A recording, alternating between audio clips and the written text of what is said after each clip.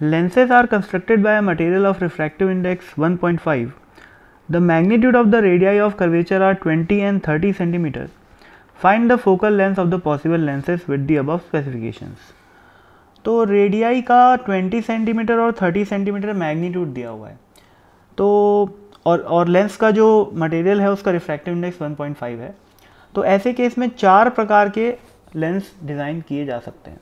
सबसे पहला case कॉन्वेक्सो concave. कॉन्वेक्सो concave मतलब क्या होता है कि कॉन्वेक्स वाला साइड कमज़ोर हो और कॉनकेव वाला साइड स्ट्रांग हो, यानी कि ओवरऑल ये लेंस किसकी तरह बिहेव करना चाहिए, कॉनकेव की तरह, पर उसमें एक कॉन्वेक्स वाला भी एलिमेंट रहेगा, इसीलिए कॉन्वेक्सो कॉनकेव बोलते हैं।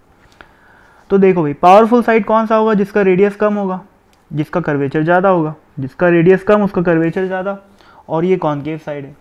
और ये वाला साइड कौन सा है, कॉन्वेक्स वाला साइड है, पर वो डोमिनेट नहीं करेगा। डोमिनेट कौन करेगा, ज़्यादा पावरफुल कौन है, ज़्यादा कर्व्ड कौन सा सरफेस है, कॉन्वेक्स वाला। तो ओवरऑल ये वाला जो मिरर जो लेंस है वो कॉनकेव मिरर की तरह बिहेव करेगा। दूसरा केस कॉनकेवो कॉनकेव, मतलब दोनों ही साइड उसकी कॉनकेव है, तो ओवरऑल ये लेंस कैसे बिहेव करेगा, कॉनकेव की तरह ही। कॉनकेवो कॉन्वेक्स मतलब कॉनकेवो वाला एलिमेंट रहेगा बट ओवरऑल मिरर कॉन्वेक्स की तरह ही बिहेव करेगा। तो कॉन्वेक्स वाला साइड ज़्यादा स्ट्रांग होना चाहिए, कॉन्वेक्स वाला साइड ज़्यादा पावरफुल होना चाहिए। ज़्यादा पावरफुल मतलब कर्वेचर ज़्यादा, कर्वेचर ज़्यादा मतलब रेडियस कम। ये वाला साइड साफ साफ दिख रहा है ना। ये ज़्यादा कर्व्ड साइड है जिसका रेडियस कितना है, 20 है। और ये वाला साइड हो गया कॉन्वेक्स, इसका कर्वेचर कम है, रेडियस ज़्यादा है। ठीक है, कॉन्वेक्सो कॉन्वेक्स, दोनों साइड कॉन्वेक्स है, इसमें तो कोई डिस्कशन की ज़रूरत ही नहीं है, कॉन्वेक्स लेंस की तरह ही बिहेव करेगा, है ना। अब बात कर लेते हैं प्लस माइनस की, कि मैंने यहाँ पर R1 is equal two plus -20 -30 -20 +30 ऐसा क्यों लिखा हुआ है, क्योंकि मैंने एज्यूम किया है कि इंसिडेंट लाइट, मान लेते हैं ये प्रिंसिपल एक्सिस है चारों केस में, और इंसिडेंट लाइट की जो डायरेक्शन है वो ये है। तो ये इस फर्स्ट केस में लेंस का जो पोल है वो ये हो गया, तो ये वाली साइड पॉजिटिव हो गई और ये वाली साइड नेगेटिव हो गई, क्योंकि पोल से इंसिडेंट लाइट की तरफ अगर जा रहे हैं अपन तो वो वाला साइड पॉजिटिव माना जाता है, और उसके अगर अपोजिट जा रहे हैं तो अपन वो वाला साइड नेगेटिव माना जाता है। ठीक है, तो भाई साफ दिख रहा है इन दोनों सरफेस का जो सेंटर लाई करेगा, सेंटर होगा वो ऑब्वियसली लेफ्ट साइड में लाई करेगा, यानी कि नेगेटिव साइड में लाई करेगा। तो R1 और R2 दोनों -20 और -30 हो जाएंगे। इसकी बात करते हैं सेकेंड केस की।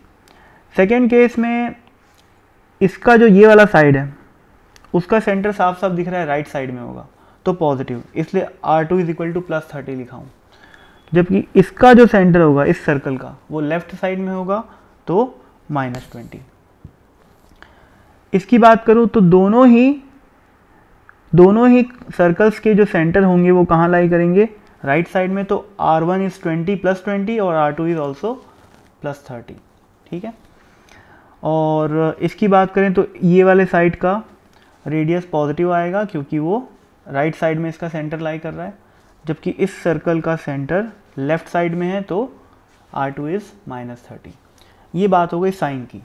ठीक है, अब कुछ लोगों को लग रहा होगा कि भाई इसमें थोड़ा सा मैं इसको पीछे चलता हूँ, काफ़ी ज़्यादा, हाँ एक मिनट, हाँ,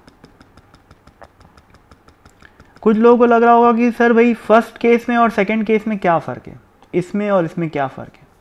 तो फ़र्क समझना ये है कि दोनों दिखने में एक जैसा तो दिख रहा है, ये बात मैं एग्री करता हूँ, लेकिन इस केस में ये वाला चीज़ डोमिनेट करेगा, कॉन्वेक्स वाला पार्ट है ना, तो ये कॉन्वेक्स की तरह बिहेव करेगा। जबकि इस केस में ये वाला पार्ट ज़्यादा कर्व्ड है तो ये वाला डोमिनेट करेगा, तो ये कॉनकेव की तरह बिहेव करेगा। कॉनकेव की तरह बिहेव करेगा तो फोकल लेंथ आएगी इस केस में नेगेटिव, इस केस में आएगी पॉजिटिव। ये तो कॉनकेव है तो यहाँ पर नेगेटिव आनी चाहिए, और ये कॉन्वेक्स है तो यहाँ पर पॉजिटिव आनी चाहिए। अब अपन कैलकुलेशन करते हैं। तो हमें पता है कि भाई ये है अपना lens makers formula, 1/f is equal to mu -1 into 1/r1 -1/r2। अब भाई R1 R2 साइंस के साथ कैसे लिखना है मैं ऑलरेडी बता चुका हूँ। अब क्या करेंगे अपन, इस फॉर्मूले में अलग अलग केस की करस्पॉन्डिंग कैलकुलेशन कर सकते हैं। म्यू तो सभी के केस में क्या हो जाएगा, 1.5 -1, ये वाली चीज़ तो सब में कॉमन है, तो 1.5 माइनस 1 केस 1 में, केस 2 में। अब यहाँ पर 1/R1 की जगह क्या आ जाएगा, -20, और R2 की जगह -30, केस 1 हो गया। केस 2 में R1 की जगह -20 और R2 की जगह +30 आ गया। कैलकुलेशन करने में केस 1 में f की वैल्यू आती है -20 सेंटीमीटर, और सेकेंड केस में f की वैल्यू आती है -24 सेंटीमीटर। ये कैलकुलेशन आप लोग खुद कर सकते हो, है ना। केस 3 में अगेन म्यू -1 इज़ 1.5 - 1, और R1 की जगह आ गया +20 सेंटीमीटर, और R2 की जगह भी क्या आ गया, +20 सेंटीमीटर। कैलकुलेशन करने में f की जो वैल्यू आती है वो आती है 120 centimetre with a positive sign, ठीक है। और केस 4 में म्यू -1 अगेन सेम, और R1 की वैल्यू +20 जबकि R2 की वैल्यू -30। इस केस में कैलकुलेशन करने पे f की वैल्यू आती है निकल के 24 centimetre with a plus sign. तो साफ साफ दिख रहा है भाई, केस 3 और केस 4 में फोकल लेंथ पॉजिटिव आई है।